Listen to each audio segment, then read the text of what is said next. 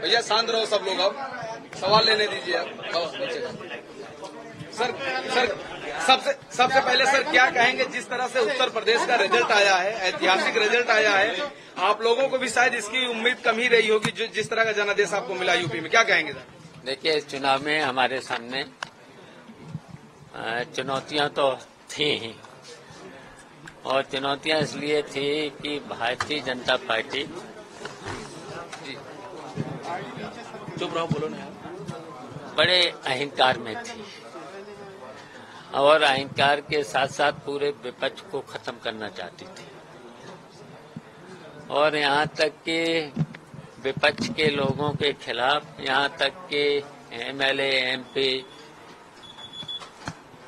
और जितने भी जनता के चुने हुए लोग थे, और खासकर समाजवादी पार्टी और इंडिया गठबंधन के लोगों के खिलाफ झूठी रिपोर्टें लिखा करके जेल में भेजना। और इसी तरीके से चुनाव में भी आपने देखा होगा, हमारे संभल में, बदायूं में प्रशासनिक अधिकारियों के द्वारा और धमकाना, प्रधानों के बस्ते जमा कराना, जो डीलर वगैरह होते हैं ना, जो कोठेदार, उनकी दुकानों को रद्द कराना, तो ये सब धमकाना, और हमारे समाजवादी पार्टी के लोगों को, कार्यकर्ताओं को झूठा मुकदमा, अगर झूठा मुकदमा नहीं, किसी ने झूठी शिकायत ही कर दी तो उसे गिरफ्तार करना, तो ये सब चल रहा था।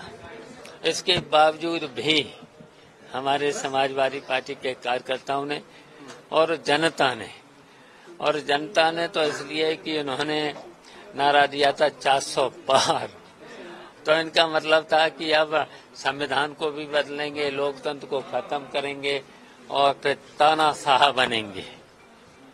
तो तानाशाही को हराने का काम किया है जनता ने और समाजवादी पार्टी के कार्यकर्ताओं ने।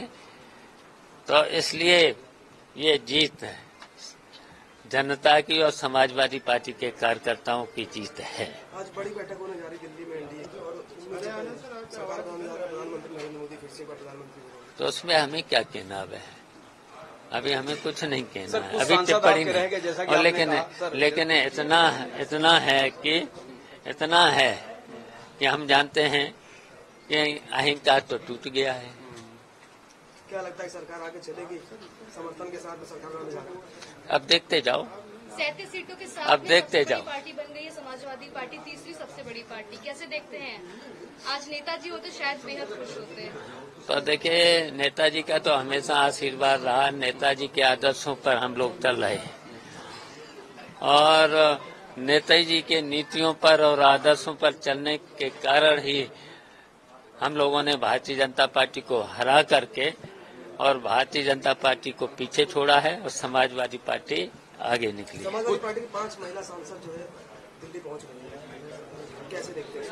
देखिए, सांसद 37 पहुंचे हैं समाजवादी पार्टी, और महिलाएं भी पहुंची हैं 5, और सभी वर्ग के लोग, सभी देखिए सभी वर्ग के लोग पहुंचे हैं। क्या कहें सर, कुछ सांसद की कमी रह गई, नहीं तो आप सत्ता में होते? चलिए, आप देखेंगे, वो तो देखेंगे, अब उसकी तो समीक्षा करेंगे क्यों रह गए। और जो आपने मुद्दे तय किए थे बेरोजगारी का और महंगाई का, और जो पीटीए का फॉर्मूला था, वो सक्सेस हुआ आप कहीं कहीं? देखिए, बिल्कुल, देखिए सभी वर्ग के लोग, कोई ऐसा वर्ग नहीं है जो सांसद हमारी पार्टी में न जीता।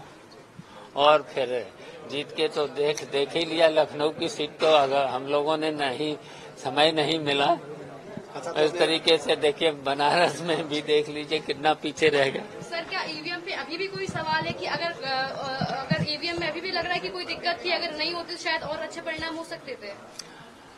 देखिए, ये तो हाँ, देखिए और ट्रेनिंग देना पड़ेगी समाजवादी पार्टी के कार्यकर्ताओं, तो इसे बेईमानी को तो रोकना ही पड़ेगा।